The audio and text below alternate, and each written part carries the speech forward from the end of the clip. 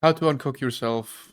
If you are cooked and you think you have nothing left in life, or you just think like you should just give up, I'm gonna tell you don't give up. Because giving up is the worst thing. It will leave you feeling empty, it will leave you feeling with a lot of regret. I just don't think it's worth it. Giving up is always the worst option. I mean, what other option is there? Like, let's say you have exams coming up and you're in the finals and your grades are pretty bad and you'll have to completely lock in for you to even pass. Not with flying grades, not with good grades, not with grades that make your parents happy or whatever. But you should still try, because even if you fail, you'll be able to look back and you'll be able to say, I had sleepless nights, I was learning in them, I did everything I could, so what harm is there in failing? I can still do something else. Like, even if you do fail, I can tell you, life is not over. Life will never be over. And I don't think you should do it so that life is over, if you know what I mean.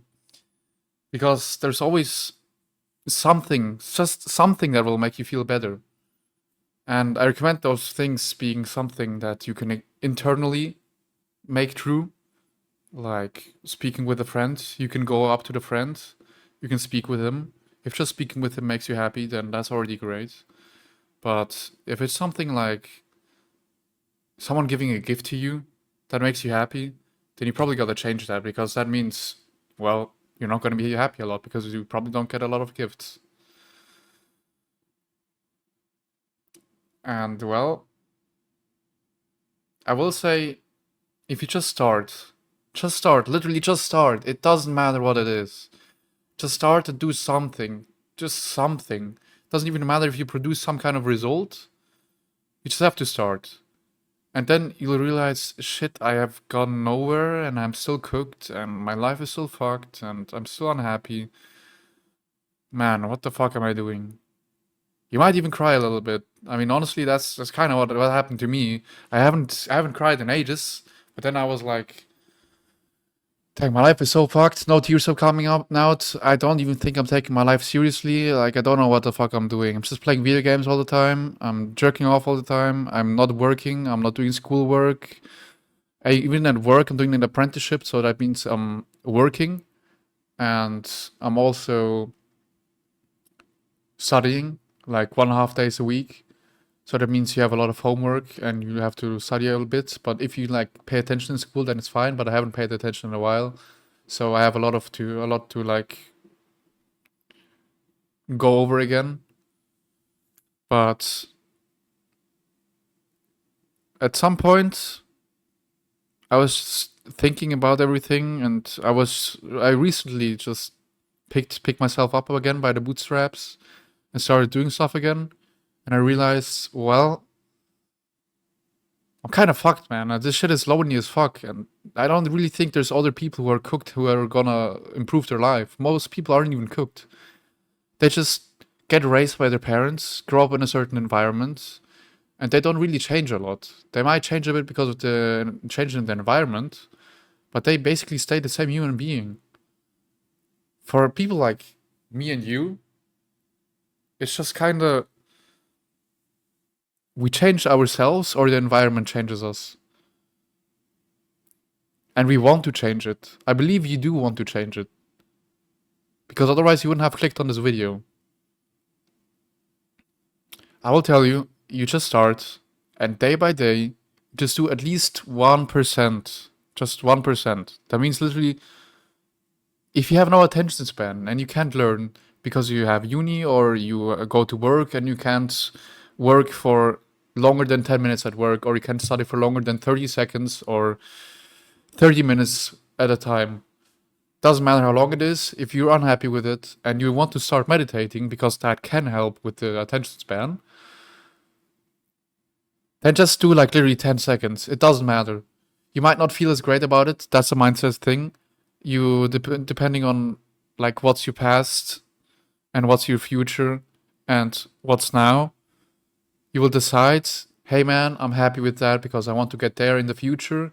And in the past, I've only done so much. So 10 seconds is more than nothing. And I will just have to keep progressing. And if I just keep adding like 1 second a day, I'll get there. Eventually, you'll be like, hey man, that was easy. I'll do like 2 minutes. Then you do 2 minutes. It was kind of hard, but then you got over it and you were like, fuck yes, I finally did it. I went over it, and then you start like getting that momentum of I meditated, I showered. Let's say I don't shower a lot. I showered. I spoke with my friends. I talked to a girl. I studied. I studied for a bit longer, and then I slept 8 hours. I wasn't on social media all the time. Then you see how the spiral just keeps going up all the time, and just all the time, it just keeps getting faster and faster and easier and smoother. And it's just the law of momentum, I believe it's called. I want you to understand that if you just keep going at it, it'll get easier, and pain is temporary. Every suffering is temporary. So just realize that you can do that slowly. But if you just do it, you just have to do it. You just have to start and do it. That's the most important part. You have to do a lot more than you think. And do what you want. If you want to play video games, like honestly, just do it for a bit. But then when that random thought just actually pops up and it's like, man, I gotta do some homework. Kind of want to do it? No. Video games. It's easier. Actually, do what you want. You get the idea and then actually do it because you want to do it for just a split second. Just act on it, please. Like, that's the thing. You have to act on your impulses.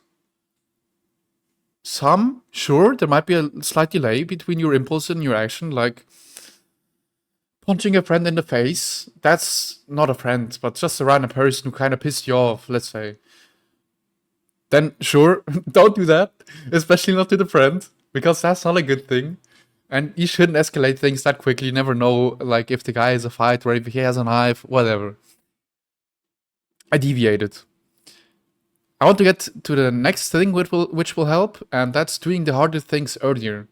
If you do them earlier, you'll have like more stamina, I'd say, more points, more energy, more battery, whatever you want to call it.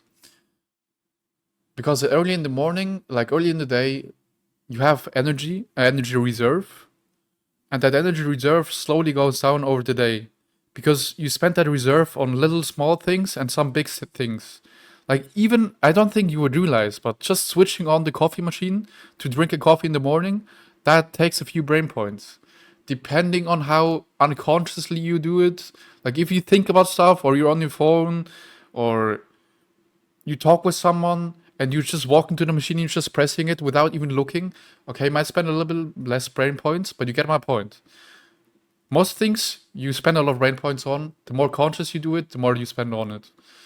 So the really conscious things, the things that you have to think a lot about, and have to like use a lot of the gray brain matter. Do it earlier. The later you do it, the worse. I know some people say there's different types of personalities where some people are better in the evening and some people are better early in the morning, but I'm gonna tell you that's all bullshit. That's just a thing of you have some certain environment or you have some certain thing or activity that makes you excited, and then your energy levels go up a bit, and then they stay there, but they quickly dip down again because you're pretty much just tired at that time. Like, let's say I'm talking about like 10 to 2 a.m. 10 p.m. to 2 a.m. That's way too late. Just do it as early as possible. If you have school, come back from school and do it then. If possible, wake up before school and do it then. That's like a big cheat code that a lot of people have been using. Now, how do you actually progress the fastest? I'd say the fastest way is to write down all of the fronts, like all of the little directions in your life that you want to fix. Let's say you don't have a girlfriend and you feel like you really want a girlfriend, write that down. If you are struggling with school, write that down. If you're struggling with being social and you feel socially awkward, write that down. Write everything down. If it's money, write it down. And then I want you to pick 2 fronts. Best is one, but actually two.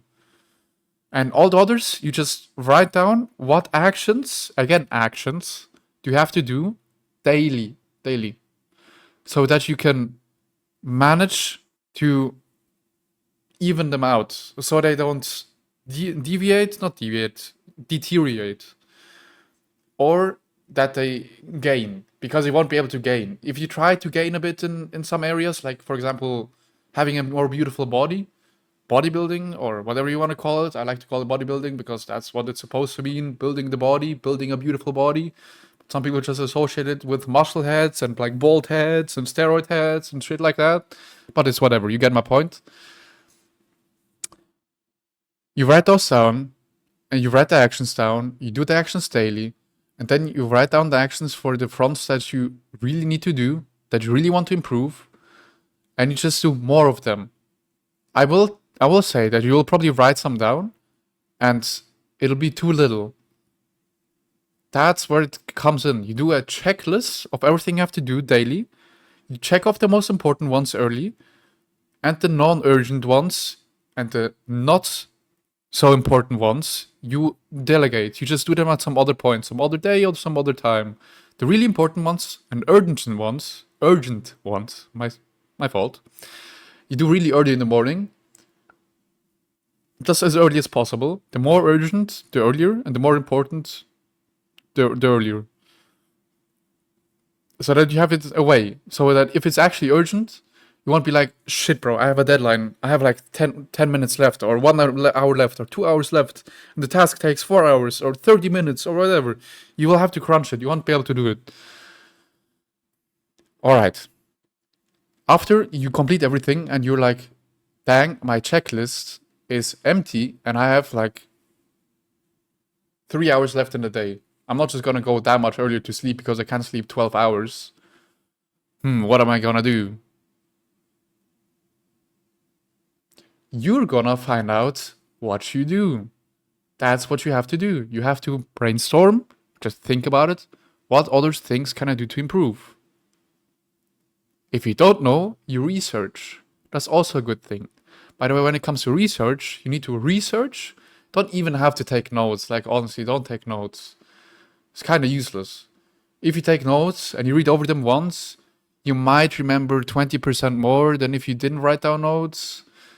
But you'll remember about half of it anyway. So what you do is you do a bit of research, you take action on it, you have experience that you gain out of it, and experience is always the best remembered stuff. And then you research again, and then you take action again, and then you research again, and you see how it's a chain. And in the chain in between, there is always experience, and the experience is only built upon. So that's the best way to do it. All right. In the way that I know, that's pretty much everything that I believe that will help you uncook yourself. I myself, I'm also still in the process of uncooking myself. I actually just worked the whole day on like business, and now I'm doing a video because I felt like it, and I kind of just couldn't be bothered to work on business anymore. It's so exhausting. I've worked for it for like quite a while. I used to only be able to do like 5 minutes, and then a random thought would pop in my head, and my flow state would just break. I wouldn't even get into the flow state. But now I can do like 30 minutes. Now I just did it without a timer, without pausing anything.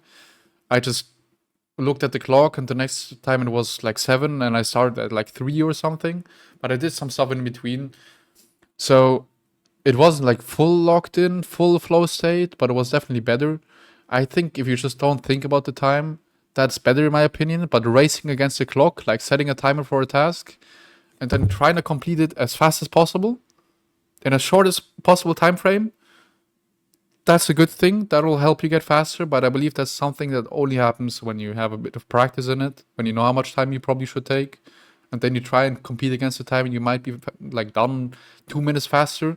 But those 2 minutes, those days do stack up. So if you're advanced in something, like homework, you've done it a lot, but you want to get better at it, definitely do it. But you probably haven't even clicked on this video if your life isn't cooked. If everything is fine and you're dandy and you're just floating ahead in life, then I don't know, man. I have no idea why the fuck you clicked on this video. But it's whatever, man.